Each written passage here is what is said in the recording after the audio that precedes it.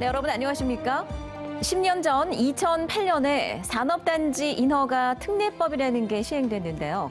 이후 부산에선 13곳의 민간 산업단지가 승인됐습니다. 이 특례법으로 승인 절차가 수월해지자 민간 산업단지가 우후죽순 생겨난 겁니다.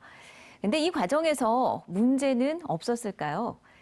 부산 MBC는 이번 주 민간 산업단지 승인 과정의 문제점을 집중 보도하겠습니다.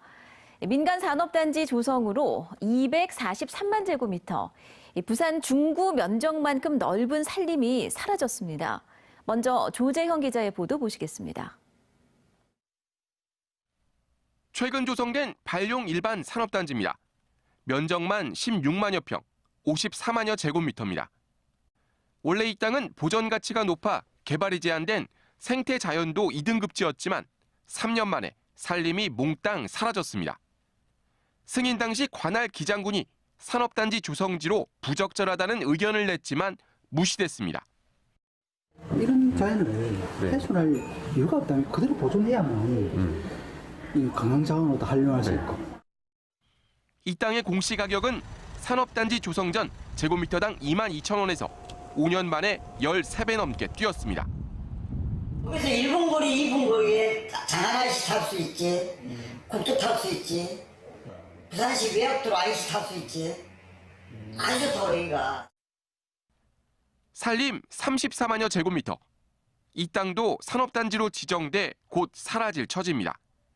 대우버스가 여기에 공장을 짓겠다고 신청해 자연녹지가 공업용지로 바뀌었습니다. 그런데 대우버스는 땅의 용도만 바꿔놓고 8년째 공장을 짓지 않고 있습니다.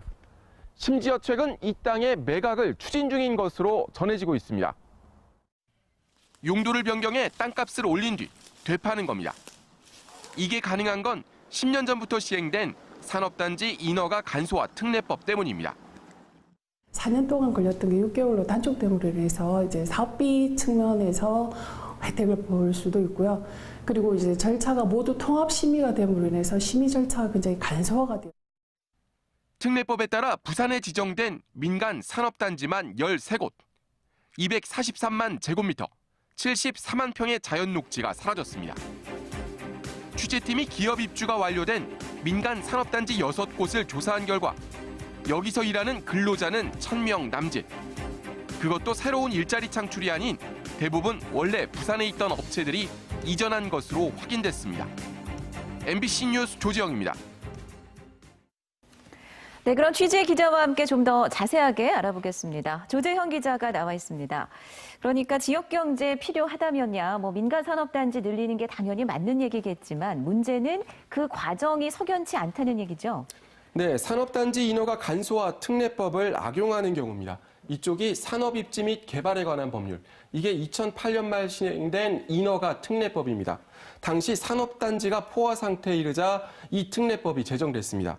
기존 법은 산업단지 신청 이후 8단계의 심의 과정을 거쳐야 했지만 특례법은 2단계로 축소됐고 소요기간도 3년에서 6개월로 단축됐습니다. 민간이 본격적으로 산업단지 조성에 뛰어든 계기가 된 겁니다. 네.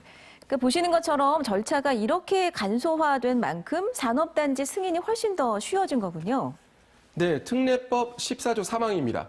산업입지정책심의회, 도시계획위원회, 교통영향평가심의위원회, 사전재해 영향성 검토, 경관위원회 등 기존 8개 심의위원회를 산업단지 계획심의위원회 단 한 차례로 끝내도록 하고 있습니다. 개발하는 입장에선 산업단지 승인 받기가 쉬워진 거고 다른 측면으론 그만큼 산업단지 입지 검증이 허술해진 겁니다. 그러다 보니 산업단지 승인 과정에 석연치 않은 구석이 많은데요. 관련 내용 이어서 조수환 기자가 보도합니다. 7만 7천 평, 25만 5천 제곱미터. 보전 녹지가 공업용지로 바뀌었습니다. 부산 신소재 일반 산업단지입니다. 자동차 부품업체인 부산주공주식회사가 조성했습니다. 산업단지 승인 당시 기장군은 산림 훼손을 이유로 반대했지만 허사였습니다. 그래서 매 반대했지. 환경 피해가 환경 훼손이 불보듯 뻔하니까. 반대 의견이 있을 땐 전문가가 기술 검토서를 작성해야 하지만 이것도 무시됐고 심지어 개발 용역 업체가 외부 장소에서 심의위원을 따로 만났습니다. 그 위원회를 쫓아다니면서 위원회를 만나는 거죠. 그래서 거기도 하고 이렇게 해가지고 그 사람들이 조금 더 가능한 의견을 낼 수 있게끔. 이렇게 산업단지를 만들고도 부산주공은 부지의 3분의 2를 1년 넘게 방치하고 있습니다. 올해 말 완공 예정인 에코장안 일반 산업단지입니다. 20만 제곱미터, 6만여 평입니다.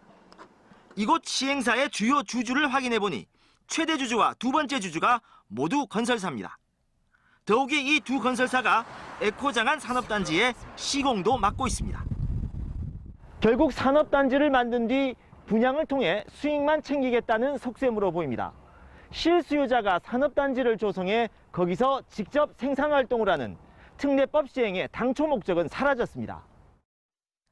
애초 기장군이 산업단지 입지로 부적절하다는 의견을 냈지만 기술 검토서도 작성하지 않고 승인이 났습니다.